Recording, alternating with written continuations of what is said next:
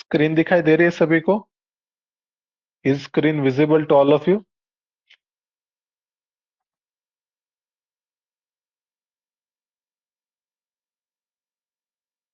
Okay,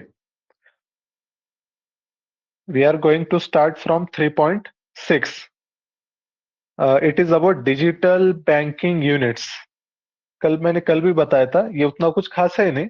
इसमें क्या कर रहे हैं, 75 डिजिटल यूनिट्स बना रहे हैं। तो इसमें क्या रहेगा, ये मतलब ये छोटे बैंक के आउटलेट्स रहेंगे। आप देखते हैं ना, एटीएम जैसे रहते हैं, तो वैसे छोटे छोटे आउटलेट्स रहेंगे। वहां पर सारे डिजिटल फैसिलिटीज रहेंगी, सेल्फ सर्विस जोन रहेंगे, एटीएम मशीन रहेंगी, कैश डिपॉजिट की भी मशीन रहेंगी, प्रिंट पासबुक की फैसिलिटी रहेंगी, इंटरनेट बैंकिंग के लिए एक्सेस रहेगा वगैरह। तो ये सारी डिजिटल चीजें वहां पर प्रोवाइड की जाएंगी। इसको कहते हैं हम डिजिटल बैंकिंग यूनिट। ये किस लिए किया जाता है, ताकि मतलब गवर्नेंस, गुड गवर्नेंस आ जाए, इसी तरीके से इंक्लूजन, फाइनेंशियल इंक्लूजन हो जाए, इसलिए इसको प्रमोट करते हैं। देन 3.7 में एक रिपोर्ट आया है, poverty and shared prosperity 2022। Okay, ये रिपोर्ट में देखो, world recently release poverty and shared prosperity 2022 report. तो रिपोर्ट किस इंपॉर्टेंट था यहाँ पर, वर्ल्ड इसको पब्लिश करती है। इसको क्या चीज हमारे लिए इंपॉर्टेंट है, इंडिया में पावर्टी का स्टेटस क्या है? एज पर तेंदुलकर कमिटी, बस पावर 9, मतलब अराउंड 22%। और ये डाटा है 12 का। देन रंग के हिसाब से हमारे पास पावर्टी है 29 पॉइंट फॉर सेम ईयर। फिर इस पे काफी सारे कंट्रोवर्सीज वगैरह हो गए। देन लोग ने क्या किया, एक टास्क फोर्स बनाया और पावर्टी कैलकुलेट किए। और नीति आयोग के जो एस्टिमेट्स हैं उसके हिसाब से 25% population is poor. Okay, world level पे पावर्टी मेजर करने के लिए एक इंडेक्स रहता है, मल्टी डायमेंशनल पावर्टी इंडेक्स। इसको यूएनडीपी और साथ में Oxford poverty and human development initiative, ये दोनों मिलके पब्लिश करते हैं। ये जो इंडेक्स है, इसमें 3 डायमेंशन और 10 इंडिकेटर्स रहते हैं। नीति आयोग ने नेशनल लेवल पे खुद का नेशनल एमपीएस स्टार्ट किया, national multi dimensional poverty index. But इसमें 12 इंडिकेटर्स हैं। जो एक्स्ट्रा 2 इंडिकेटर्स हैं, वो है बैंक अकाउंट और दूसरा है एंटीनेटाल केयर। ये नाम याद रखो, बैंक अकाउंट एंटीनेटाल केयर। देन इसके बाद देखो आगे, ये स्किल डेवलपमेंट वाला जनरल टॉपिक है पूरा। 3.9 में ड्राफ्ट कोल लॉजिस्टिक पॉलिसी 2022, एक नई पॉलिसी गवर्नमेंट ने लाया है। कोल लॉजिस्टिक, कोल का जो ट्रांसपोर्टेशन है, उसको हमको क्या करना है, चीपर भी बनाना है, फास्टर भी बनाना है और इको फ्रेंडली भी बनाना है। तो इसके लिए मिनिस्ट्री ऑफ कोल ने इसको रिलीज किया है। इसमें स्मार्ट कोल लॉजिस्टिक कॉरिडोर्स बनाए जाएंगे। इसमें क्या होगा, मतलब टेक्नोलॉजी का वगैरह यूज किया जाएगा to monitor real time movement. Static वाला पार्ट थोड़ा सा इंपॉर्टेंट है। जो कोर के ओर्स हैं, 4 टाइप के कोर के ओर हैं। एक है पीट, लिग्नाइट, बिटुमिनस, एंथ्रासाइट। तो आपको तो पता होगा कि इंडिया में सबसे ज्यादा जो है, इट इज बिटुमिनस। और एंथ्रासाइट कुछ जगह पे मिलता है, जैसा कि कालाकोट रीजन है लद्दाख में, वहां पर मिलेगा। पर हम इसको ज्यादा तो इंपोर्ट ही करते हैं बाहर से। Then 3.10, one nation one fertiliser. ये स्कीम मिनिस्ट्री ऑफ केमिकल और फर्टिलाइजर ने लॉन्च की है। इसका दूसरा नाम प्रधानमंत्री भारतीय जन उर्वरक परियोजना। इसमें क्या कर रहे हैं, मतलब देखो गवर्नमेंट क्या करती है, लगभग जितने भी फर्टिलाइजर्स हैं उनको क्या करती है, सब्सिडी देती है।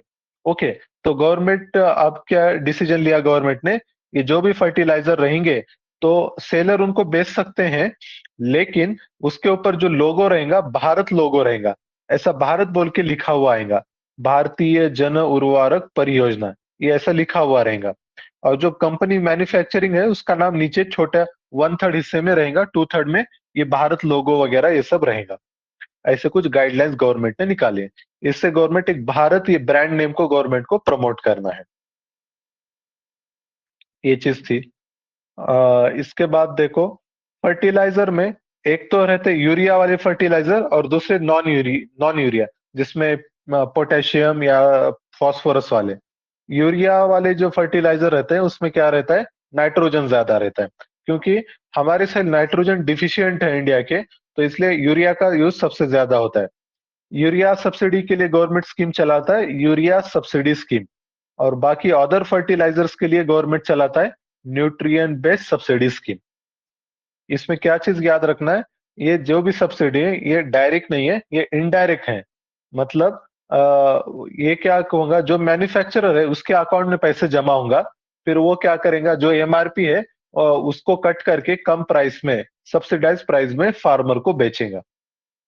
ओके, ये सब्सिडी के कंटेक्स्ट में याद रखो। देन एमएसपी तो हम हमेशा पढ़ते रहते हैं, 22+1 इसमें कवरेज है क्रॉप्स का। और इसको रिकमेंड करता है CACP, commission on agriculture cost and prices. और अप्रूव करता है CCEA, cabinet committee on economic affairs. और इसका जो चेयरमैन रहता है, he is prime minister CCEA का। ये चीजें याद रखो। देन ये जो एमएसपी कैलकुलेट की जाती है, 3 फॉर्मूले हैं इसको कैलकुलेट करने के। ओके, यहाँ पे लिखे हुए हैं। एक रहता है A2, दूसरा A2FL, तीसरा C2। A2 फॉर्मूले में फार्मर जो एक्सपेंसेस करता है प्रोडक्शन के लिए, क्रॉप प्रोडक्शन के लिए, वो सब कैलकुलेट होते हैं। A2+FL में क्या होता है, फार्मर के पूरे एक्सपेंसेस प्लस साथ में, अब फार्मर की भी मेहनत है ना, फार्मर खुद वहां पे काम कर रहा है, उसके बाल बच्चे भी वहां पे काम कर रहे हैं, घर के लोग भी काम कर रहे हैं। तो जो फैमिली लेबर जो रहता है, अनपेड फैमिली लेबर, उसको भी ऐड किया जाता है। और इंडिया में A2+FL का फॉर्मूला यूज होता है। इससे एडवांस और एक फॉर्मूला है C2। इसमें क्या होता है, A2+FL plus revenue foregone on own land. जैसा फॉर एग्जांपल मेरे पास 1 हेक्टेयर का लैंड है, मैं चाहता तो उसको मतलब रेंट पर भी दे सकता था, पर मैं उस पर खेती किया तो मेरा वो जो साल भर का जो रेंट है वो मिस हुआ। तो वो चीज भी ऐड की जाती है C2 वाले फॉर्मूले में। गवर्नमेंट अभी A2+FL यूज करती है, और फार्मर ऑर्गेनाइजेशन C2 की डिमांड कर रहे हैं, ये याद रखो। देन इसके बाद नॉर्थ ईस्ट रीजन के ऊपर ये आर्टिकल था। नॉर्थ ईस्ट में टोटल 8 स्टेट्स हैं, याद रखो।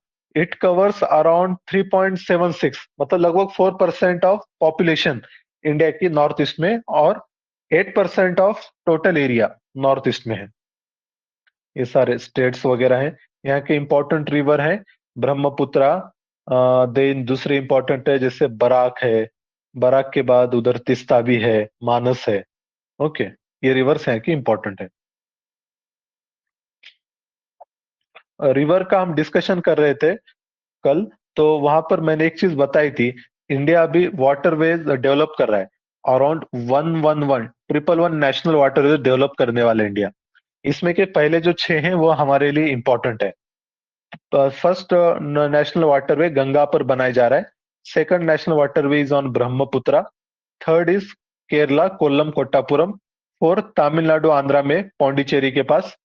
फिफ्थ है तलचर धामरा, ये ओडिशा के पास है। और सिक्स है बराक रिवर, बराक रिवर ये आसाम में है। ओके, तो ये 6 नेशनल वाटरवेज हमारे फ्लैगशिप प्रोजेक्ट हैं। ओके, इसके बाद ये जो इंडेक्स है logistic ease across different states, ये रिलीज हुआ है। इसको पब्लिश करती है ministry of commerce and industry. नाम याद रखना, ministry of commerce and industry. Then यहाँ पर एक कुजनेस कर्व का जिक्र आया है। कुजनेस कर्व देखो, ये क्या कहता है, जैसा जैसा आपकी इकोनॉमिक ग्रोथ होती है, तो पहले क्या होगा, इन्वायरमेंट का डिग्रेडेशन होगा, बढ़ते जाएगा। फिर एक लेवल के बाद इन्वायरमेंट का डिग्रेडेशन कम होता है। तो जब आपकी कंट्री डेवलपिंग रहती है ना, तब इन्वायरमेंट डिग्रेडेशन होगा। और एक बार डेवलप्ड हो गई, post industrialisation, service sector dominant, तो आपका क्या होता है, इकोनॉमिक इन्वायरमेंट कंजर्वेशन एफर्ट्स भी ज्यादा लिए जाते हैं। तो ये इन्वायरमेंटल कुजनेट्स कर्व था। इसी तरीके से एक इकोनॉमिक में भी इन कुजनेट कर्व है। ये क्या बताता है, GDP per capita on one hand और इनइक्वालिटीज ऑन अदर हैंड। तो जैसे जैसे जीडीपी बढ़ते जाएगा, इनइक्वालिटीज भी बढ़ते जाएंगे। और एक स्टेज के बाद इनइक्वालिटीज कम होते जाएंगे। ओके, ये कर्व इसको देख लो। कुजनेत कर्व आता है, और भी दूसरे कर्व हैं, जैसा एक लॉरेंस कर्व रहता है, गिनी कोएफिशिएंट वगैरह हम पढ़ते हैं ना, वो वाला लॉरेंस कर्व है। लॉरेंस कर्व के बाद क्या है, और एक लैफर कर्व रहता है। Okay, Laffer curve. इसके बाद और एक कर्व रहता है, उसका नाम है फिलिप्स कर्व। कोई बताएंगे फिलिप्स कर्व क्या बताता है? कौन से दो चीज के बीच का रिलेशन बताता है फिलिप्स कर्व? एनीबॉडी?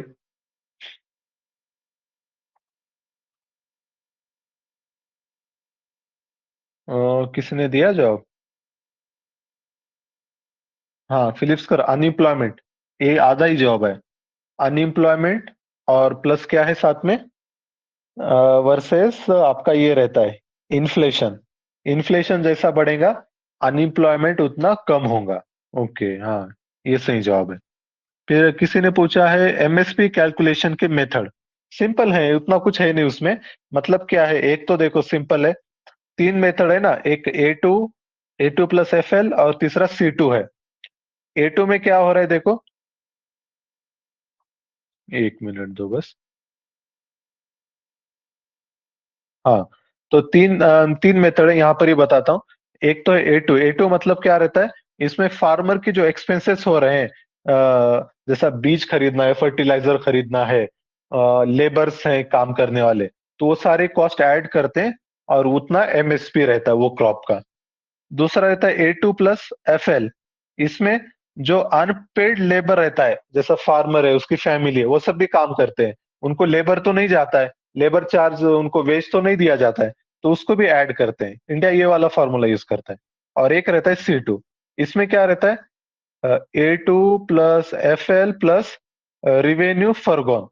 मतलब रिवेन्यू फॉरगॉन, जो आपका लैंड है वो आप दूसरे पर्पस के लिए भी यूज कर सकते थे, जैसा रेंट पे देना, या कुछ उस पे शादी खाना बनाना, कुछ भी कर सकते थे। तो वो भी आपका एक हिसाब से, जब एग्रीकल्चर कर रहे हैं तो वो चीजें आप नहीं कर पाते। ठीक है, तो उसकी भी कुछ वैल्यू ऐड की जाती है। तो ये तीसरा फॉर्मूला रहता है एमएसपी कैलकुलेट करने का। ओके, ये तीन चीजें थी। इसके बाद अब आगे बढ़ते हैं। ये चीज तो हमने देख ली। ARC वगैरह तो सिंपल है, ये वाले articles. Quality council of India. Quality council of India में याद रखो, इसमें गवर्नमेंट और इंडस्ट्रीज दोनों भी रहते हैं। और इंडस्ट्री में फिक्की, CII, और एक रहती है एसोचैम। और इसका जो चेयरमैन रहता है क्वालिटी काउंसिल ऑफ इंडिया का, appointed by prime minister, on the recommendation of industry. Okay,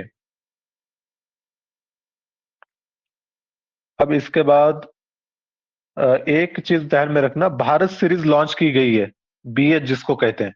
जैसा गाड़ियों के जो नंबर रहते हैं, वो स्टेट के नाम के हिसाब से रहते हैं, जैसा महाराष्ट्र में MH, कर्नाटका में KN। तो इसमें क्या होगा, अब आप आप मतलब वॉलेंटरी स्कीम है ये। अगर आपको चाहिए तो आप BS सीरीज वाले व्हीकल ले सकते हैं। इसका फायदा ये होगा, जब आप एक स्टेट से दूसरे स्टेट में जाते हैं, ट्रांसफर होता है आपका, तो तब आपको फिर से जनरली री रजिस्ट्रेशन करना पड़ता है, अगर आपका नंबर प्लेट दूसरे स्टेट का है तो। लेकिन ये BH में ये सब की जरूरत नहीं रहेगी, BS सीरीज। ओके, इसके बाद देखो ये पोस्टल वगैरह, पोस्टल पिन कोड जो रहता है हमारा, पोस्टल इंडेक्स नंबर, उसको 50 साल हो गए। ओके, तो इसके बारे में यहाँ पर आ गया था। इसमें देखो टोटल 6 डिजिट रहते हैं। जो पहला वाला डिजिट रहता है, ये रीजन बताता है, रीजन इंडिया का कौन सा रीजन है, ईस्ट, वेस्ट, साउथ, नॉर्थ, ऐसा कुछ रहता होगा। टोटल 9 रीजन है। और जो पहले 8 है वो ज्योग्राफिकल रीजन है। और जो लास्ट वाला जो है, वो आर्मी आर्मी के अलग अलग कैंटोनमेंट्स वगैरह रहते हैं, उनके लिए है। ओके, ये चीज याद रखो। अब इसके बाद हमारा स्टार्ट होता है सिक्योरिटी वाला सेक्शन। ओके, तो उससे पहले मैं जस्ट चेक करता हूँ रिकॉर्डिंग हो रहा है क्या।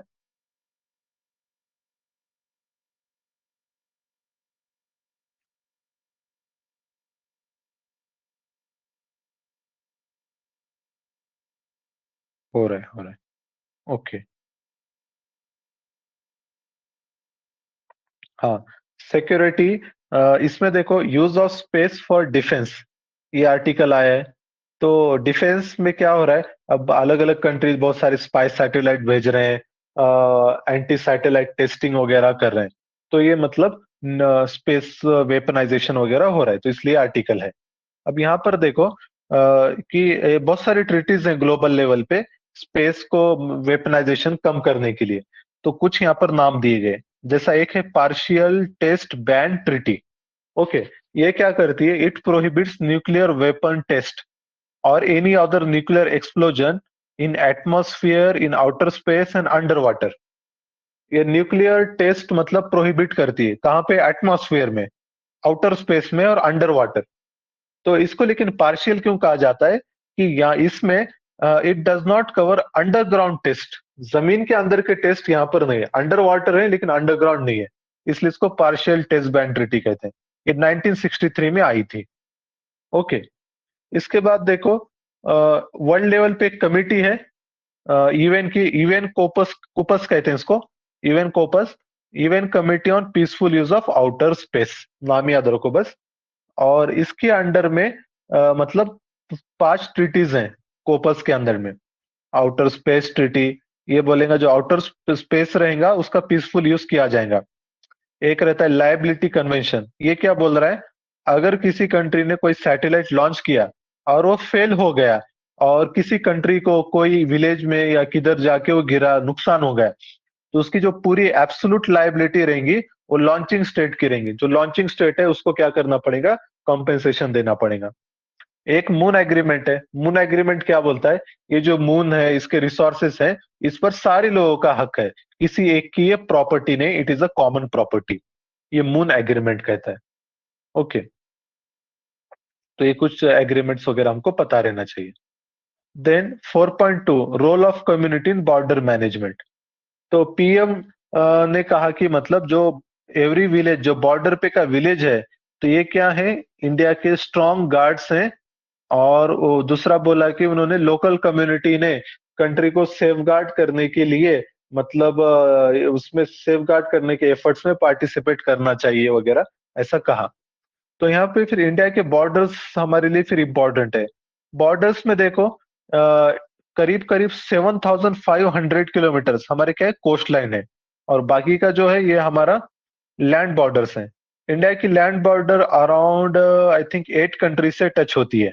ओके, तो उसमें देखो उसका ये पूछा जा सकता है कि मतलब हाई टू लो, सबसे ज्यादा बॉर्डर किससे, सबसे कम किसके, सीक्वेंस में अरेंज करो। तो इसका न्यूमोनिक आता है बचपन में, बी फॉर बांग्लादेश। सबसे जो हाईएस्ट बॉर्डर इंडिया की बांग्लादेश के साथ है, 4,096 किलोमीटर। देन सी एच से चाइना, पी से पाकिस्तान, एन से नेपाल। 4 कंट्री हो गए यहाँ पे। मे मतलब क्या होता है, बचपन में, मे से म्यांमार। ओके, 5 हो गए। फिर म्यांमार के बाद कौन आएगा, 2 कंट्री बचते हैं, 7 कंट्रीज हैं टोटल। म्यांमार के बाद 2 कंट्रीज आते हैं, एक तो है भूटान और सबसे लास्ट में अफगानिस्तान। अफगानिस्तान से भी करीब 100 या 130 किलोमीटर की बॉर्डर हम शेयर करते हैं। ओके, तो ऐसे कुल मिलाकर 7 कंट्रीज हैं।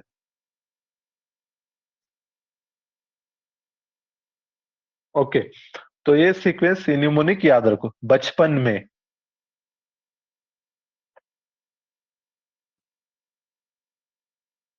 Then light combat helicopter, Indian air force inducted indigenously developed Hindustan Aeronautics Limited multi role LCH Prachand. ये इंडिया ने क्या, देखो, तेजस, एलसीए तेजस, ये क्या था, लाइट कम्बैट एयरक्राफ्ट था। ओके, एयरक्राफ्ट, एयरक्राफ्ट अलग रहता है, हेलीकॉप्टर अलग रहता है।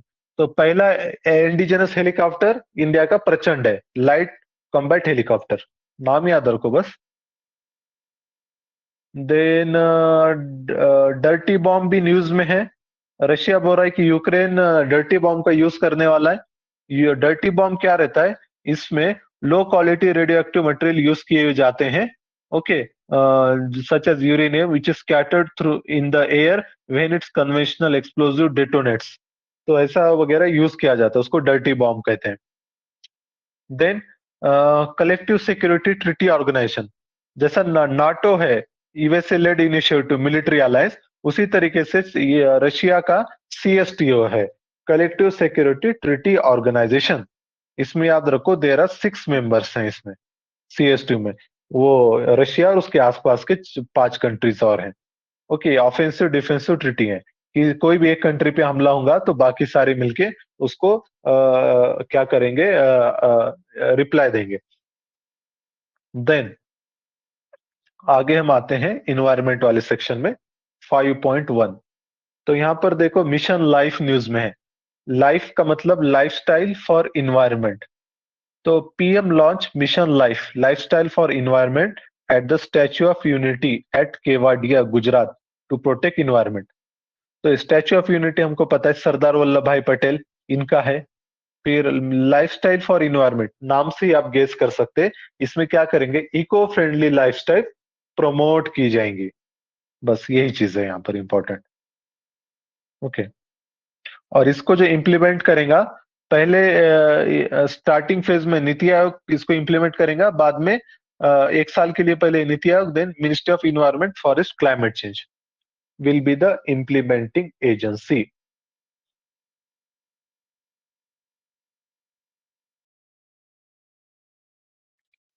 यहाँ पे देखो main streaming biodiversity in forestry, ये कोई इनिशिएटिव है एफएओ का, फूड एंड एग्रीकल्चर ऑर्गेनाइजेशन।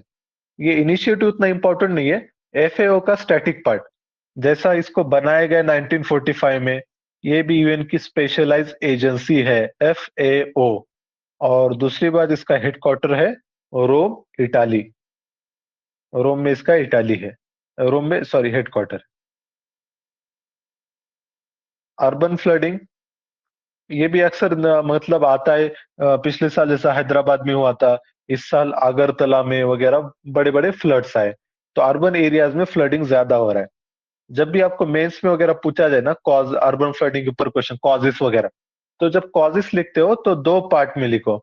एक तो लिखो कि मतलब नेचुरल कॉजेस क्या है, क्योंकि नेचुरल चीजें भी रिस्पॉन्सिबल रहती है, और दूसरा क्या रहता, मैन मेड। ओके, हम ज्यादा तो मैन मेड ही लिखते हैं, नेचुरल कॉज हम मेंशन ही नहीं करते। तो ऐसा नहीं, तो दोनों भी दो दो तीन तीन पॉइंट रहना चाहिए दोनों में, वैसे आप लिख सकते हैं। कुछ वर्ड्स यहाँ पर हैं जैसा अर्बन हीट आइलैंड इफेक्ट। इससे क्या होता है, इसका मतलब जैसा कंक्रीट के बिल्डिंग्स, बड़े बड़े बिल्डिंग्स बनाए जाते हैं अर्बन सिटीज में, और फॉरेस्ट को कट किया जाता है। इससे क्या होता है कि मतलब CO2 का जो एब्सॉर्प्शन था वो नहीं हुआ, मतलब CO2 स्टोरेज ट्री करते थे, अब वो नहीं। अभी CO2 रिलीज हो रहा है, और सीमेंट कंक्रीट इसको क्या कर दें, ये जब सनराइज आते हैं ये ज्यादा हीट हो जाते हैं। पहले फॉरेस्ट वगैरह थे तो उससे कूलिंग इफेक्ट होता था, अब वो नहीं हो रहा है। इसको कहते हैं urban heat island effect. Generally आप समर में देखना गांव में, मतलब जब आप गांव में होते, झाड़ी में होते, ठंडा लगेगा, लेकिन सिटी में बहुत गर्म फील होगा। तो इसको अर्बन फ्लडिंग को रोकने के लिए कई सारे सॉल्यूशंस हैं। इसमें से एक ये वर्ड याद रखो, स्पॉन्ज सिटीज।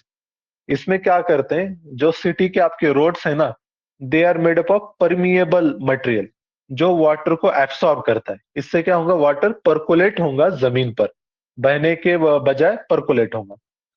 ये ऐसा मतलब चाइना में वगैरह, चाइना बहुत यूज कर रही है इसको, स्पॉन्ज सिटीज, स्पॉन्ज रोड्स वगैरह। एक क्यो न्यूज में है, माउलूम क्यो, मेघालय में है, और इसको as a geological science, geological site बोल के ऐड किया गया है लिस्ट में, जियोलॉजिकल साइट। तो ये जो क्योज हैं देखो, इनकी खासियत क्या है कि ये मतलब कास्ट टोपोग्राफी, मतलब ग्राउंड वाटर के लैंडफॉर्म से बनी हुई है, बहुत पहले बनी हुई थी। और यहाँ पर क्या है, फेमस फॉर स्टैलेग्माइट। ओके, अब मुझको बताओ स्टैलेग्माइट का मतलब क्या होता है। जैसे ये आपकी क्यो होगी सपोज, तो स्टैलेग्माइट ऊपर से नीचे वाले को स्टैलेग्माइट कहते हैं, या फिर नीचे से जो ऊपर जाता है लाइमस्टोन का पिलर जो रहता है उसको स्टैलेग्माइट कहते हैं। किसको कहते हैं स्टैलेग्माइट? और रूफ वाले, रूफ से नीचे जो आ रहा है या ग्राउंड से ऊपर जो जा रहा है? Anybody please answer.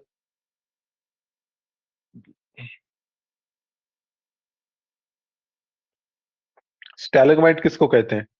Upward growing mount from ground. देखो जवेरिया का भी सही है, हसन इस्लाम दोनों का भी आंसर सही है। ठीक है, रिकॉर्डिंग हो रहा है, हो रहा है। ओके।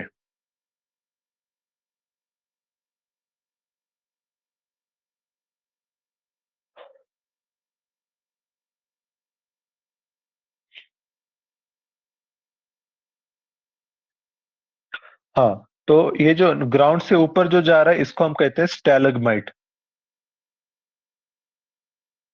और ऊपर से जो नीचे जा रहा है इसको हम कहते हैं स्टैलक्साइट।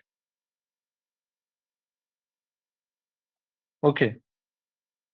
ये याद रखो, इसको याद कैसा रखना है, ये जी से याद रखो, जी मतलब ग्राउंड, जो ग्राउंड से ऊपर बढ़ता है वो स्टैलगमाइट है, बाकी स्टैलक्साइट ऑटोमेटिक याद रहेगा फिर। देन आगे, ये क्लाइमेट ट्रांसपेरेंसी रिपोर्ट है। ये क्या करता है, it provides a concise overview on the state of climate performance of G20। G20 countries में जो क्लाइमेट परफॉर्मेंस है उसके बारे में आपको इंफॉर्मेशन देगा। Okay. Then World Energy Outlook, ये क्या है, इंटरनेशनल एनर्जी एजेंसी की रिपोर्ट है, वर्ल्ड एनर्जी आउटलुक। ओके, ये याद रखो। उसके बाद ये जो आईईए के बारे में हमको पता रहना चाहिए, इसका हेडक्वार्टर है पेरिस में, पेरिस मतलब France, and was set up as an autonomous agency in 1974 by the member countries of the OECD. OECD ने इसको बनाया था in response to mid seventies oil crisis. Mid seventy में ऑयल क्राइसिस, ऑयल का shortage हुआ था, तो इसलिए इसको बनाया गया आईईए। याद रखो इंडिया इसका भी फुल टाइम मेंबर नहीं है। इंडिया को इन्होंने मतलब शायद इनवाइट किया ज्वाइनिंग के लिए वगैरह, पर अभी इंडिया फुल टाइम मेंबर अभी नहीं है। ग्रीन हाउस गैस बुलेटिन ये रिपोर्ट है, इसको पब्लिश करता है वर्ल्ड मेटियोरोलॉजिकल ऑर्गेनाइजेशन, WMO, इसको पब्लिश करता है greenhouse gas bulletin. Then State of Mangroves, ये रिपोर्ट आई है, इसको पब्लिश करता है Global Mangrove Alliance, Global Mangrove Alliance इसने पब्लिश किया है। तो इसकी रिपोर्ट देखा जाए तो इसने क्या बोला, इंडिया में जो मैंग्रोव कवर है 4992 स्क्वायर किलोमीटर, और ये बड़ा है 17 स्क्वायर किलोमीटर से। और सबसे जो ज्यादा मैंग्रोव फॉरेस्ट है वेस्ट बंगाल है, सेकंड पे गुजरात, पहले दो याद रखो। वेस्ट बंगाल, जैसा आप जानते ही होंगे, सुंदरबन सबसे बड़ा जो मैंग्रोव फॉरेस्ट है वो वेस्ट बंगाल के पास ही है। ओके। इसके बाद देखो, ये ग्लोबल मैंग्रोव अलायंस जो है, ये जो बॉडी है 2018 में बनाई गई, और इसको बनाया Conservation International, IUCN, Wetland International, WWF, मतलब कई सारे एजेंसियों ने मिलकर ग्लोबल मैंग्रोव अलायंस बनाए। Okay. The alliance include more than 30 organisation.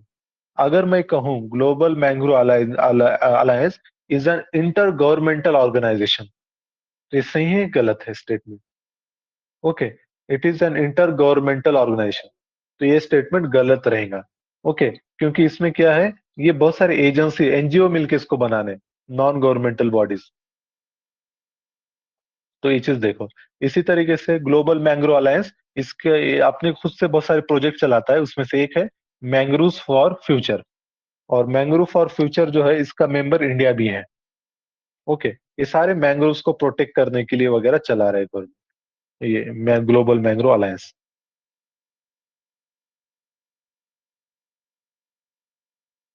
Sloth bear news में था, तो क्या हुआ, identified by very thick distant long shaggy dark brown black fur वगैरह ये सब है। ये स्लॉथ बियर जिसको हम भालू कहते हैं, ये वल्नरेबल है, IUCN जो लिस्ट है उसमें ये वल्नरेबल है। ओके, इसकी फोटो देखो, ये स्लॉथ बियर इसको ही कहते हैं। ओके, ये जानते हैं, जू में वगैरह रहता है, ये वल्नरेबल है। Then Durgavati tiger reserve, Madhya Pradesh क्या कर रहा है, ये जो पन्ना टाइगर रिजर्व है इसके पास नया एक टाइगर रिजर्व बना रहा है। ओके, और उसका नाम है दुर्गावती टाइगर रिजर्व। तो ये क्यों बना रहा है, क्योंकि पन्ना टाइगर रिजर्व ये डिवाइड हो रहा है, कि किस लिए डिवाइड हो रहा है, क्योंकि केन बेटवा ये दोनों रिवर को इंटरलिंक करा रहे हैं, तो उसमें पन्ना टाइगर रिजर्व स्प्लिट हो रहा है, तो फिर और एक्स्ट्रा कुछ एरिया मध्य प्रदेश क्या कर रहा है, टाइगर रिजर्व के अंडर में ला रहा है। तो ये चीज याद रखो, tiger reserve, national park, wild life sanctuary, इनको डिक्लेयर करने का जो राइट रहता है स्टेट गवर्नमेंट का रहता है। ओके। कोलार फील्ड हमको ये न्यूज में थी, गवर्नमेंट ने डिसाइड किया है कि वहां पे गोल्ड माइनिंग फिर से रिवाइव की जाएंगी। ओके, गोल्ड के लिए फेमस है। और इसी तरीके से यहाँ पर क्या चीज है, इसको जो ऑपरेट करता है भारत गोल्ड माइंस लिमिटेड। इसके ऊपर वो मूवी भी बना था, केजीएफ वगैरह। ठीक है। तो एक कोलार गोल्ड फील्ड, इसको ऑपरेट करता है भारत गोल्ड माइंस। ये डीपेस्ट माइन इन इंडिया है और इसकी डेप्थ है 3,000 मीटर्स, मतलब 3 किलोमीटर की इसकी डेप्थ है। ओके। ये ब्लू फ्लैग बीचेस। ओके। तो ये इनिशिएटिव है, जो क्लीन बीचेस रहते, इको फ्रेंडली बीचेस, उनको ये टैग दिया जाता है। अभी दो नए बीच को इस टैग दिया गया, एक मिनिकॉय बीच और एक कदमत बीच, दोनों भी लक्षद्वीप में है। Okay. Blue flag certification. Okay, ये सारे यहाँ पे मैप दिए, इसको एक बार आप लोग बाद में देखो पीडीएफ से, कौन से बीचेस इंडिया में जिनको ये ब्लू फ्लैग अवार्ड मिला है। ओके, वो इम्पोर्टेंट है। इसके बाद देखो, सोशल में क्या है देखो, national curriculum framework on foundation stage. जो फाउंडेशन स्टेज है, उसके लिए गवर्नमेंट ने क्या नया करिकुलम लेकर आए, फ्रेमवर्क। फाउंडेशनल स्टेज मतलब क्या, जैसा प्री प्राइमरी जो रहता है 0 to 3, and institutional 3 to 8। 0 to 3 मतलब घर पे ही बच्चा रहता है, और 3 to 8 जैसा नर्सरी वगैरह, एलकेजी यूकेजी। तो ये पूरा फाउंडेशनल स्टेज में माना जाता है। तो इसमें गवर्नमेंट जो प्रिंसिपल यूज कर रही है, वो प्रिंसिपल का नाम है पंचकोशा। पंचकोशा, इसमें क्या रहेगा, physical development, development of life energy, इनके संस्कृत वर्ड है, शारीरिक विकास, प्राणिक विकास, मानसिक विकास, बौद्धिक विकास, चैतसिक विकास। ओके। बस याद रखो पंचकोशा, ऐसा पूछ सकते हैं, पंचकोशा कंसेप्ट कौन से स्कीम में इंप्लीमेंट की जा रही है, तो वो एजुकेशन से रिलेटेड है। इतना भी है तो काफी है हमारे लिए। ओके। नेशनल क्रेडिट फ्रेमवर्क उतना कुछ खास है नहीं। Promotion of higher education in regional languages. तो इसमें एक चीज याद रखो, गवर्नमेंट क्या कर रहा है अभी, एमबीबीएस का जो सिलेबस है, एमबीबीएस की जो किताबें हैं, उसको हिंदी में ट्रांसलेट की गई है मध्य प्रदेश में। तो इससे लोकल लैंग्वेज को वगैरह प्रमोट किया जा रहा है। लोकल लैंग्वेज का यूज करना है क्या नहीं, एजुकेशन में ये बहुत पहले से झगड़ा चल रहा है। ओके। मैकॉले कमेटी इसीलिए बैठी थी 1935 में। फिर मैकॉले ने क्या कहा कि मतलब नहीं नहीं, एजुकेशन जो होना है इंग्लिश में ही देना चाहिए, प्राइमरी भी और हायर एजुकेशन भी। बाद में वुड डिस्पैच आता है 1854 में, और वुड्स के ये क्या कहता है कि ऐसा ये गलत बात है, प्राइमरी एजुकेशन आप मदर टंग में दो और हायर एजुकेशन आप इंग्लिश में दो। ओके, मदर टंग को ही हम वर्नैक्युलर लैंग्वेजेस कहते हैं, मतलब लोकल लैंग्वेज। जेंडर पे पैरिटी, ये किस लिए न्यूज में था, बीसीसीआई ने अपनी पॉलिसी चेंज की है, और वो बोला है कि हम जितना रिम्यूनरेशन मेल क्रिकेटर्स को देते हैं, उतना ही फीमेल क्रिकेटर्स को भी अब दिया करेंगे। तो ये आप इथिक्स में वगैरह कोट कर सकते हैं, जेंडर पे पैरिटी के regard. I am audible to you? Okay. Yes, sir. हाँ।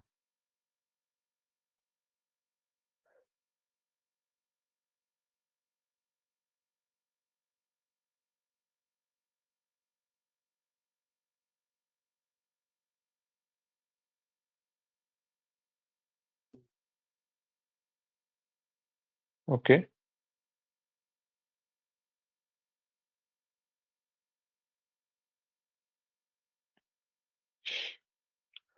हम डिस्कस कर रहे थे न्यूट्रिशनल सिक्योरिटी। ओके, 6.5। तो ये क्यों न्यूज में है, इंडिया का जो रैंक है, ये बहुत ही खराब रैंक आया है इस साल ग्लोबल हंगर इंडेक्स में। 107 पोजीशन, पहले 10 फर्स्ट पे थे, अब 107 ग्लोबल हंगर इंडेक्स में। ये कौन पब्लिश करता है, concern world wide and wealth hunger hive. तो ये जो इंडिकेटर है ग्लोबल हंगर इंडेक्स, इसमें क्या है, 3 डायमेंशंस है। 3 डायमेंशंस, एक है चाइल्ड मोर्टेलिटी। ओके, चाइल्ड मतलब 5 साल से कम के बच्चे, उनकी जो डेथ हो रही है। और दूसरा है चाइल्ड अंडर न्यूट्रिशन। इसमें दो चीजें रहती है, एक वेस्टिंग और स्टंटिंग।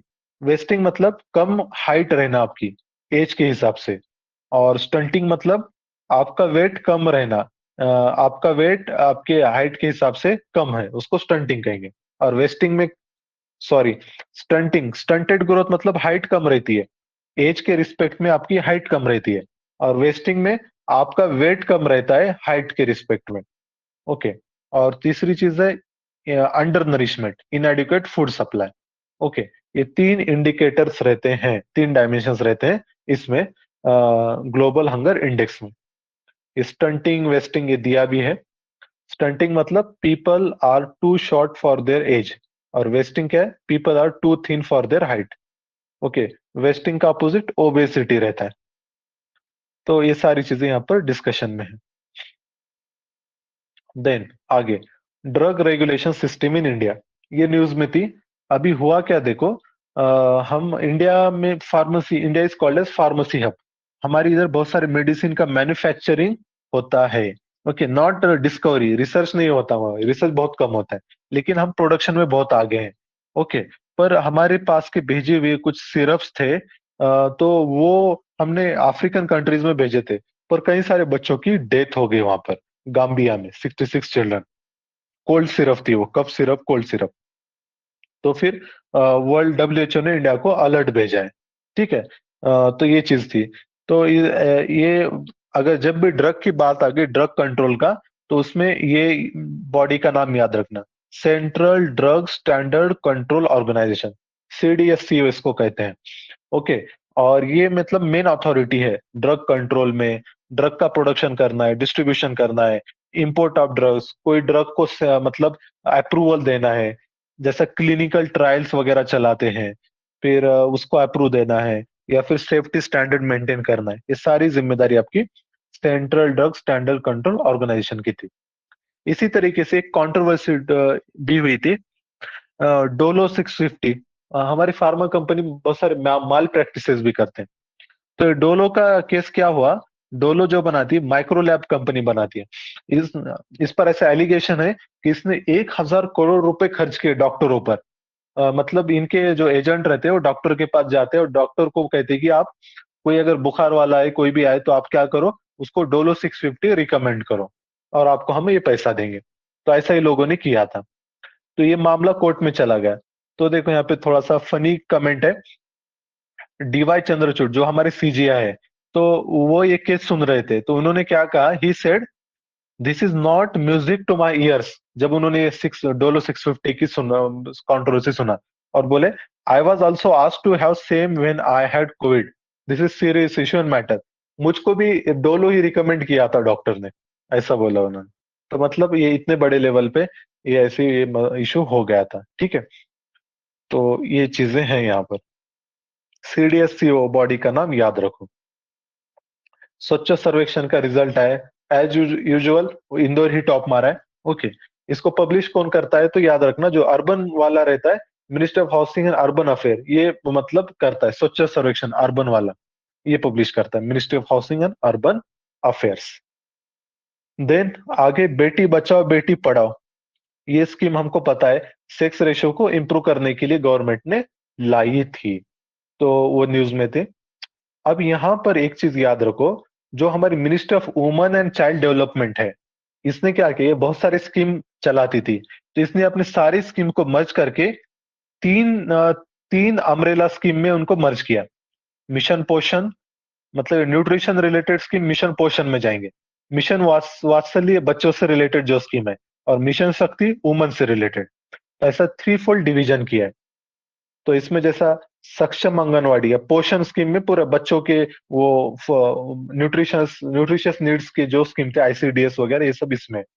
मिशन वात्सल्य बच्चों के वाली स्कीम, और मिशन शक्ति में मतलब वुमन एम्पावरमेंट वगैरह, वुमन सेफ्टी। वुमन सेफ्टी वाले संबल, इसमें दो स्कीम है शक्ति में, संबल और समर्थ। सामर्थ्य में एम्पावरमेंट वाली स्कीम, और संबल में क्या है, मतलब वुमन प्रोटेक्शन रिलेटेड स्कीम्स। तो ऐसा कुछ ये गवर्नमेंट ये रीऑर्गेनाइज किए हैं स्कीम्स को। इसके बाद देखो आगे, नोबेल प्राइज केमिस्ट्री का, तो ये दिया गया देखो, तीन लोगों को दिया गया, कार्लोन बर्टोजी, मॉर्टेन मेल्डल, के बैरी शार्पलेस। ओके, क्यों दिया गया, तो इन्होंने रिसर्च किया है क्लिक केमिस्ट्री और bio orthogonal chemistry. Okay, click chemistry and bio orthogonal chemistry, इस पर। तो ये ज्यादा इसमें जानने नहीं, अब मतलब क्लिक केमिस्ट्री क्या रहता है, उसमें क्या रहता है, बायो ऑर्थोगोनल में क्या रहता है, वैसे पढ़ना है तो यहाँ पर देख सकते हैं आप। क्लिक केमिस्ट्री मतलब वो उसमें पूरे फास्ट रिएक्शंस वगैरह जो रहते हैं ना, उसका कुछ स्टडी है, तो ज्यादा उसमें मत जाओ। तो इसमें से एक जो बंदा था, बेरी शार्पलेस, इसको दूसरे बार नोबेल प्राइज मिला है। ओके, दूसरे बार नोबेल प्राइज मिला है, और ऐसा अभी तक 5 बार हुआ है। 5 person, he was the fifth person to receive double Nobel Prize. सबसे पहले मिला था डबल मैडम क्यूरी को, Linus Pauling, John Bardeen, Frederick Sanger. इसी तरीके से मल्टीपल जो मिले हैं यूएन के नोबल, तो international committee of red cross जो है उसको मिला था 3 times. UNHCR, United nation high commission for refugees, उसको मिला था 2 बार। ओके, तो ये बॉडीज हैं। मैडम क्यूरी के बारे में थोड़ा सा पढ़ लो। ये मतलब she was the first woman to win a Nobel Prize, first woman to win a Nobel Prize, then first person to win a Nobel Prize twice, only the person to win a Nobel Prize in two scientific field। एक बार उनको physics में मिला था, एक बार chemistry में। और उनका जो हस्बैंड था, पीरी Curie, was co-winner of her first Nobel Prize, making them first ever married couple to win the Nobel Prize। तो ऐसे 5-6 रिकॉर्ड है इनके नाम पे। मैडम क्यूरी, पेरी क्यूरी, ये रेडियम का जो डिस्कवरी था ये लोगों ने किया था। ठीक है। और जो फिजिक्स का नोबेल प्राइज है, तो वो मिला है Alain Aspect France, John F Clauser USA, Anton Zeilinger, ये ऑस्ट्रेलिया के हैं, इनको मिला है। और काय में काम किया है लोगों ने, ये फोटॉन्स, क्वांटम फिजिक्स वगैरह रहता ना, उसमें काम किया। ओके, तो ये फिजिक्स वाला हो गया। देन आगे physiology, Nobel Prize in physiology और मेडिसिन, तो ये किसको मिला है? Swedish geneticist Svante Paabo. इन्होंने क्या किया था, नियांडरथल मैन है ना, होमो हम पढ़ते हैं ना, होमोसेपियन जैसा, उससे पहले नियांडरथल वगैरह ये लोग थे। तो नियांडरथल का जेनेटिक का स्टडी किया इन्होंने, और उसका और ह्यूमन के बीच में क्या सिमिलैरिटी है वगैरह, वो सारी चीजें की थी। नियांडरथल नाम याद रखना। ओके, वैसे देखो, ये जो ह्यूमंस हैं, तो उसमें हम बोलते हैं ना, एक तो हम नियांडरथल, फिर एक रहता है इरेक्टस, होमो इरेक्टस, नियांडरथल, होमो इरेक्टस, फिर और एक रहता है, फिर हम जो कहते हैं होमोसेपियंस, मॉडर्न मैन। ओके, तो ये मतलब कौन पहले आया कौन बाद में, ऐसा भी पूछा जा सकता है, तो याद रखना, ये पूरा अल्फाबेटिकली, पहले ई से इरेक्टस आता है, फिर ई के बाद में अल्फाबेटिकली एन आएगा, फिर एस आएगा। ऐसे भी आप इसको याद रख सकते हैं, इरेक्टस, नियांडरथल, सेपियन। ओके, इसके बाद आगे बढ़ते हैं।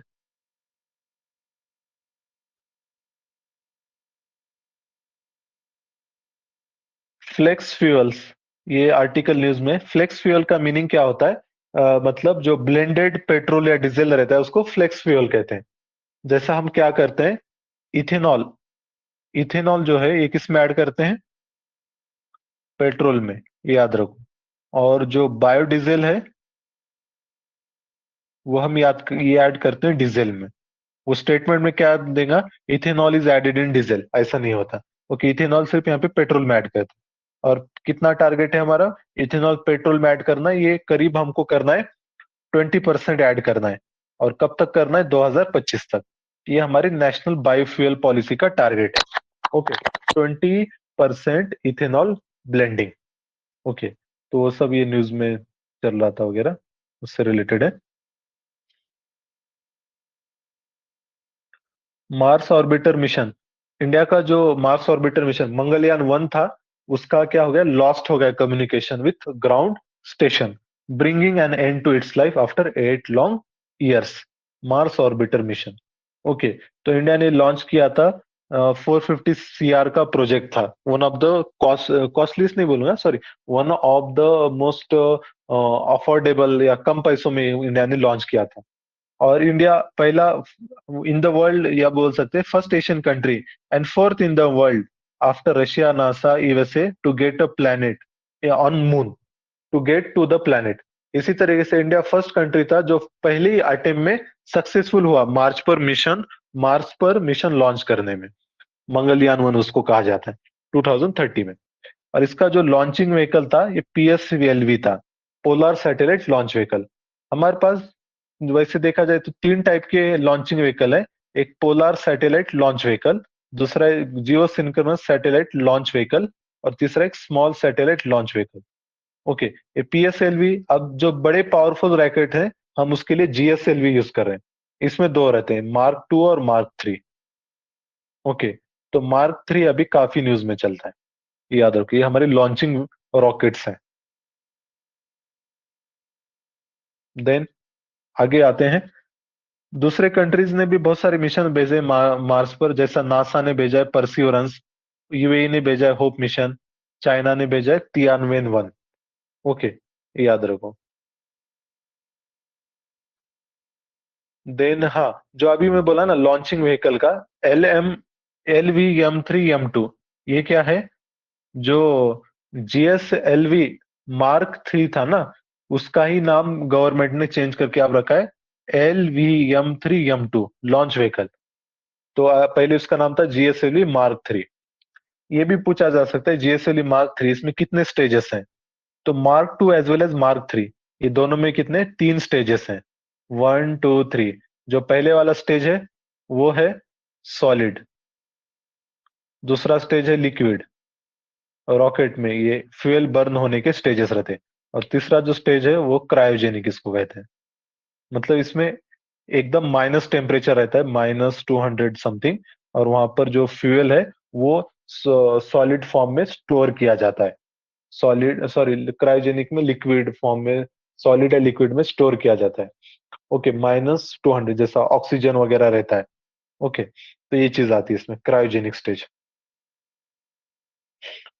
तो देखो इसकी कैपेसिटी कितनी है Mark 3 की, ये 8 टन तक का वजन लेकर जा सकता है लो अर्थ ऑर्बिट तक, और जियो सिंक्रोनस ऑर्बिट के लिए ऑर्बिट तक 4 टन का वजन लेकर जा सकता है, याद रखो। और इससे हमने क्या कौन से मिशन लॉन्च किए हैं? Chandrayaan 2 हमने लॉन्च किया था इससे ही, और आगे जो हम बना रहे हैं गगनयान प्रोजेक्ट है, Chandrayaan 3 है, आदित्य L1, ये सारे हम Mark 3 से ही लॉन्च करने वाले हैं। ओके, ये चीज याद रखो। फिर ये वर्ल्ड के जो one of the biggest launching vehicles हैं, एरियन ये EU का है, लॉन्ग मार्च चाइना का है सबसे बड़ा, फॉल्कन हेवी ये SpaceX का है, स्पेस लॉन्च व्हीकल ये नासा का है। ये सब बड़े बड़े लॉन्चिंग व्हीकल्स हैं। ओके, ये चीजें थी। इसके बाद देखो, ये solar Eclipse lunar Eclipse news में था, तो थोड़ा सा बस इसका स्टैटिक पार्ट हमको पता रहना चाहिए सोलर इक्लिप्स लूनार इक्लिप्स में। तो जैसा अगर हम देखो सोलर इक्लिप्स की अगर बात करते हैं, तो वो कब होगा? सोलर इक्लिप्स मतलब सन हमको नहीं दिखाई देता। तो सन हमको क्यों नहीं दिखाई देगा, कब नहीं दिखाई देगा? जब अगर मून अगर बीच में आ जाए, मून अगर बीच में आ जाता है अर्थ और सन के, तो उसको क्या कहेंगे हम? सोलर इक्लिप्स कहेंगे, ये याद रखो, जब मून बीच में आता है। अब इसी तरीके से देखो, मून लूनार इक्लिप्स कब होगा? जब मून हमको दिखाई नहीं देगा। मून कब दिखाई नहीं देता? जब अर्थ बीच में आता है सन और मून के। तो तब क्या होता है, अर्थ की शेडो मून पर गिरती है, तो मून पूरा डार्क हो जाएगा और दिखेगा नहीं। उसको हम लूनार इक्लिप्स कहते हैं। ये दोनों चीजें याद रखो, सोलर इक्लिप्स, लूनार इक्लिप्स। ठीक है। कभी कभी क्या होता है, इसके बहुत सारे टाइप्स भी रहते हैं सोलर इक्लिप्स के। तो कभी कुछ कभी कभी क्या होता है, ये जो लूनार सोलर इक्लिप्स हो रहा है ना, तो जो मून है ना, वो इतना ही पार्ट सन का कवर करता है। ये बीच का पार्ट एकदम डार्क दिखेगा, और जो ऊपर की कोड है वो ब्राइट दिखेंगी सन की। सन का बीच का पार्ट दिख रहा नहीं है, पेरीफेरी दिख रही है। तो उसको हम कहते हैं एनुलर इक्लिप्स कहते हैं, जब ऐसा होता है तो। एनुलर इक्लिप्स, और रिंग रिंग इक्लिप्स भी कहते हैं इसको। ठीक है, जब मून पूरा प्रॉपर तरीके से सन को कवर नहीं कर पाता। ओके, वो डिपेंड करता है कितने डिस्टेंस पे मून है अर्थ से वगैरह। ठीक है। Then genetically modified mustard news में था, वो जो धारा मॉडिफाइड 11 है, इसको GAC ने परमिशन दी है, इन्वायरमेंटल आप रिलीज कर सकते हैं बोल के। तो अभी गवर्नमेंट से फाइनल ऑर्डर मिलना बाकी है, मिनिस्ट्री के पास जाता है प्रपोजल। GAC के बारे में याद रखो, ये मतलब हाईएस्ट अथॉरिटी है रिगार्डिंग सैंक्शन देना है अगर जेनेटिक जीएम क्रॉप्स को, ये आती है ministry of environment forest climate change, GEAC, याद रखो हाँ। कम कंफ्यूजन होगा, मतलब साइंस एंड टेक देगा वो मिनिस्ट्री, तो नहीं है, मिनिस्ट्री ऑफ इन्वायरमेंट फॉरेस्ट में है, जीईएसी। देन आगे देखो, ओरल रिहाइड्रेशन सॉल्यूशन, जिसको हम ओआरएस कहते हैं, ये भी न्यूज में था। तो हुआ क्या, इसके जो फाउंडर हैं दिलीप महल नोबिस, इनकी डेथ हो जाती है, who pioneered the proper practical emergency use of oral rehydration solution commonly known by its abbreviation ORS, diarrheal disease, passed away। जब डायरिया वगैरह होता था ना, तो ओआरएस अभी भी हम यूज करते हैं, उसको पीते हैं पानी में मिक्स करके। ओके, तो ये जो डॉक्टर महल नोबिस थे, इन्होंने इसको बनाया था। कब बनाया था? 1975 में, जब बांग्लादेश लिबरेशन वॉर चल रहा था। कई सारे रेफ्यूजीज इंडिया में आ गए थे, कैंप में रहते थे, तो वहां पे डायरिया वगैरह सारी बीमारियां फैल रही थी। तो उसके लिए उन्होंने ये सॉल्यूशन बनाया था, ओआरएस। ओके, दिलीप महल नोबिस याद रखना। एक हमारे पास और एक महल नोबिस फेमस है, टीसी महल नोबिस। उन्होंने स्टैटिस्टिक्स में काम किया है। महाकालेश्वर टेम्पल न्यूज में है। ओके, इसका कुछ रिनोवेशन किया गया है। ये याद रखो उज्जैन में है, और वन ऑफ द 12 ज्योतिर्लिंगास, 12 ज्योतिर्लिंगास हैं। ज्योतिर्लिंगा वगैरह इस नाम याद आया तो फौरन समझ लेना कि मतलब शिवा का टेम्पल है। ओके, तो ये महाकालेश्वर ज्योतिर्लिंगा उज्जैन में है। बाकी के जो 11 ज्योतिर्लिंगास हैं, ये सब दिए हुए हैं। केदारनाथ, वैद्यनाथ, महाराष्ट्र में 3 है, सोमनाथ, सॉरी, त्र्यंबकेश्वर, भीमाशंकर और घृष्णेश्वर। ओके, तो ये सारी चीजें थी। क्या मेरी आवाज आ रही है? ओके, आ रही है ना? ठीक है, ठीक है। ये बीच बीच में बंद हो रहा है एक्चुअली। ओके, कोई बात नहीं।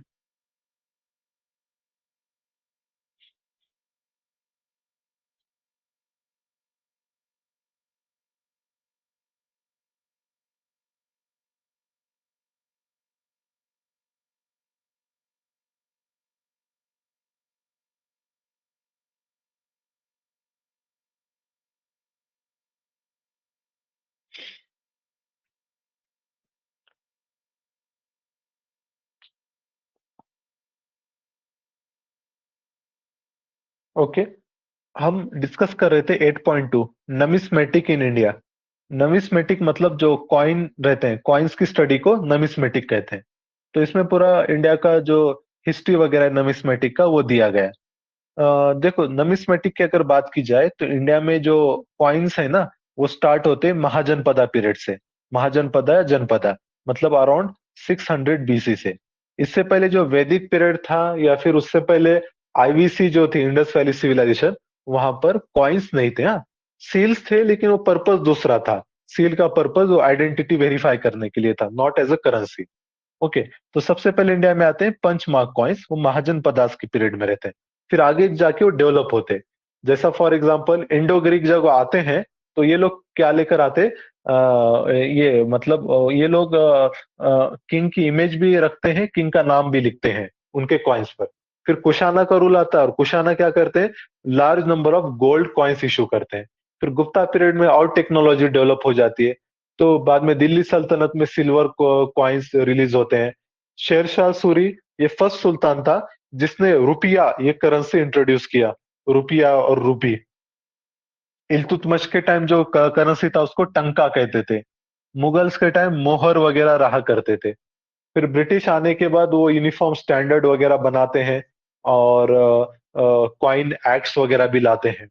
और आपको ये भी पता होगा, मोहम्मद बिन तुगलक के टाइम, मोहम्मद ने बिन तुगलक ने टोकन करेंसी का मतलब कंसेप्ट लाया था, पर वो एक्सपेरिमेंट फेल हो जाता है। ओके, तो ये कुछ इंपॉर्टेंट फैक्ट्स थे जो हमको नमिस्मेटिक में याद रहना चाहिए। देन मोडेरा टेम्पल न्यूज में था। मोडेरा विलेज जो है, इसको सोलर पावर्ड बनाया गया है, 24/7। मोडेरा में सन टेम्पल है, इसको बनाया किंग भीमा, भीमा देव। ये चालुक्य किंग था। बनाते हैं इसको 11वीं सेंचुरी में। इसी तरीके से किंग भीमा ने ये दिलवाड़ा टेम्पल बनाए हैं, और रानी की वाव, क्वीन उदयमती, ये सारे इसने ही बनाए। दिलवाड़ा टेम्पल ये माउंट आबू मतलब अरोली में है, जैन टेम्पल है ये। ओके, किंग भीमा ने बनाया था। दूसरे और 3 सन टेम्पल फेमस है इंडिया में। एक तो है Konark sun temple Orissa, Martand sun temple Jammu Kashmir, ये अनंतनाग के पास है, और एक दक्षिणार्क सन टेम्पल, ये गया, गया मतलब बिहार, यहाँ पर। Then Nobel Prize in literature, ये किसको दिया गया? एनी इरनॉक्स, ये फ्रेंच ऑथर है, इनको दिया गया Nobel Prize in literature. Then Nobel Prize in peace, ये सबसे इंपॉर्टेंट रहता है, पीस वाला। तो ये एक पर्सन को और दो ऑर्गेनाइजेशन को दिया गया। जो पर्सन है he is Ales Bialiatski from Belarus. और जो दो ऑर्गेनाइजेशन है, एक रशिया की ह्यूमन राइट ऑर्गेनाइजेशन है मेमोरियल, और दूसरी यूक्रेन की ह्यूमन राइट ऑर्गेनाइजेशन है सेंटर फॉर सिविल लिबर्टीज। और एक अवार्ड न्यूज में, नानसेन रेफ्यूजी अवार्ड, ये किसको दिया गया? एंजेला मर्केल को, क्योंकि इन्होंने यूरोप में रेफ्यूजी के लिए मतलब वेलकम पॉलिसी लेकर आई थी।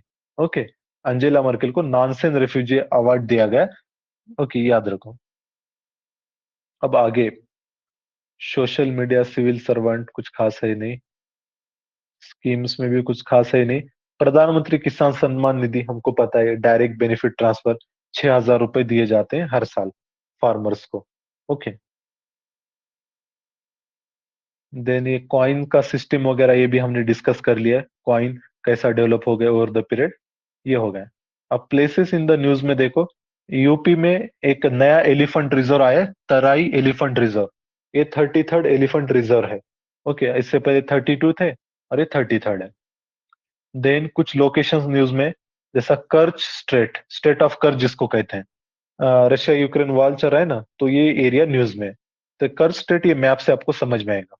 ओके, यहाँ पर देखो ये वाला पार्ट क्रीमिया है, पहले यूक्रेन का था, अब रशिया ने इसको, इस पर कब्जा किया, और इसके बाद इधर यहाँ से रशिया है। तो ये दोनों के बीच में कर्च स्टेट है, और ये किसको कनेक्ट करती है? यहाँ पर सी ऑफ अजो है, और नीचे वाला पार्ट ब्लैक सी है। सी ऑफ अजो और ब्लैक सी दोनों को ये कनेक्ट करती है, स्टेट ऑफ कर्च। ये नीचे वही डायग्राम है, थोड़ी सी बड़ी, ये बड़ी वाटर बॉडी ये ब्लैक सी है, और इधर ये सी ऑफ अजो यहाँ पर रहेगा, दोनों को कनेक्ट करती है, कर्च स्ट्रेट, याद रखो। देन इसके बाद देखो, कर्च स्ट्रेट के बाद हवाई आइलैंड भी न्यूज में था। यहाँ पर क्या हुआ? Recent spike in earthquake at world largest active volcano Mauna Loa. Mauna Loa ये वर्ल्ड का लार्जेस्ट एक्टिव वोल्केनो है। देन एक गैलापागोस आइलैंड भी न्यूज में थे, ये इक्वेडर में है, इक्वेडर के पास है गैलापागोस आइलैंड। यहाँ पर बहुत सारी बायोडायवर्सिटी वगैरह है, याद रखो। डार्विन ने जब वो अपनी थ्योरी दी थी ना, ओरिजिन ऑफ स्पेशीज वगैरह, तो जब उसने पूरी वर्ल्ड की टूर की थी, तो ये गैलापागोस आइलैंड पे भी गया था। यहाँ के वो फिंचेस का एग्जांपल देता है अपनी किताब में, वो थ्योरी ऑफ इवोल्यूशन में। Okay, Galapagos island. कुछ पर्सनालिटीज न्यूज में है, जैसा श्री गुरु रामदास, ये सिखों के मतलब गुरु थे, थर्ड मतलब फोर्थ सिख गुरु थे, याद रखो। इन्होंने क्या किए थे?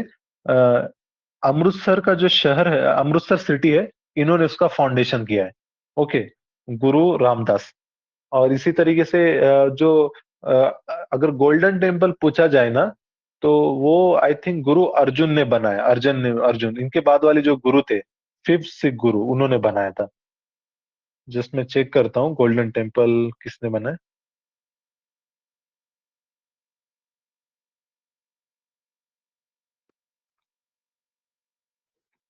ओके, यहाँ पे क्या दे रहा है? गोल्डन टेम्पल गुरु अर्जुन देव ने, फिफ्थ सिक्स गुरु थे, इन्होंने बनाया था।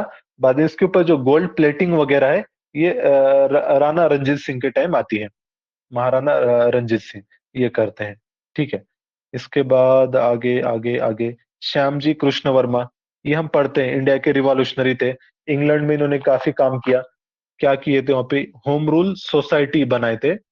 होम रूल लीग अलग है, home rule league Annie Besant, home rule society Shyamji Krishna Verma.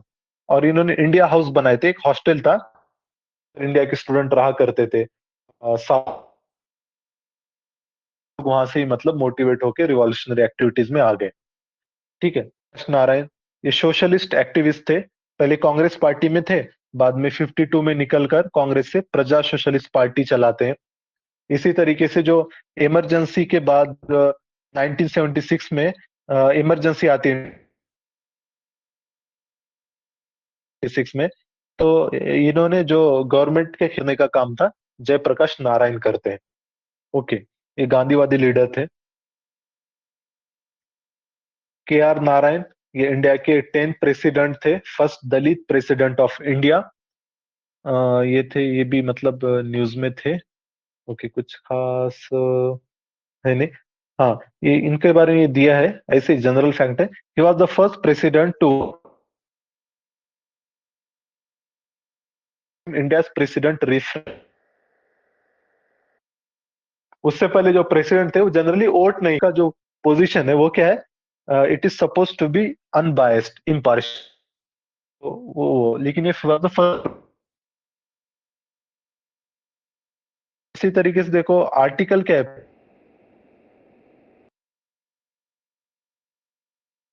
का, आर्टिकल अगर याद होगा तो। Am Audible?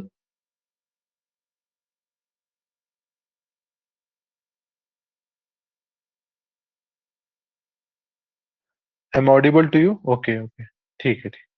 आ रही है ना? ओके, बस अब कुछ एक पेज ही बचा है, ऑलमोस्ट वी हैव फिनिश्ड।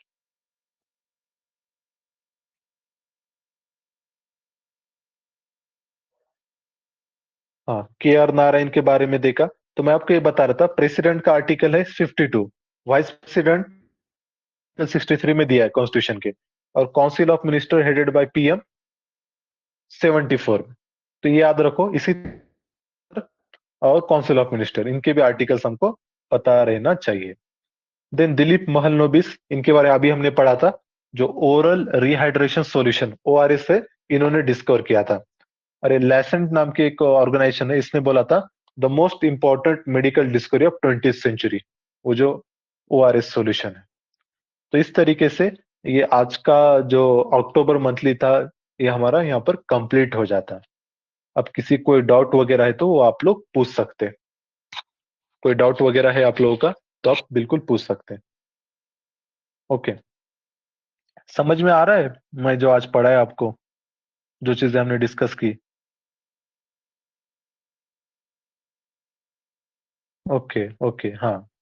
अब इसको क्या करो, जरा एक दो बार आप लोग भी खुद से पढ़ लिया करो, ठीक है? अभी एक बार तो हमने पढ़ा, अभी क्या, अभी लेटेस्ट में टच में है आप, तो 2-3 दिन बाद फिर से एक बार पढ़ो। रीडिंग करते हो फास्ट रीड करना, स्लो मत पढ़ो, नहीं तो बहुत आप टाइम फिर इन्वेस्ट करोगे इसमें, और हमारे पास वक्त ज्यादा है नहीं। तो करंट अफेयर को जल्दी जल्दी पढ़ना है। PDF जो अपलोडेड है, देखो आप टेलीग्राम ग्रुप पर होंगे, मैं हमेशा लिंक भेजता हूँ, या फिर जो गूगल ड्राइव की मैं लिंक भेजता हूँ, तो उस पर वो PDF रहती है। इसी तरीके से मैं ये वीडियो यूट्यूब पर भी अपलोड करूंगा, उसके डिस्क्रिप्शन में भी मैं लिंक देता हूँ गूगल ड्राइव की। और अभी सेशन के बाद मैं क्या करूंगा, टेलीग्राम ग्रुप पे और फिर से मैं लिंक भेज दूंगा 2022 का जो फोल्डर है, उसकी पूरी करंट अफेयर की, तो आप वहां से उसको डाउनलोड कर सकते। ओके, ठीक है। और कोई डाउट किसी का? ठीक है, तो फिर आज हम अपना सेशन यहाँ पे एंड करते हैं।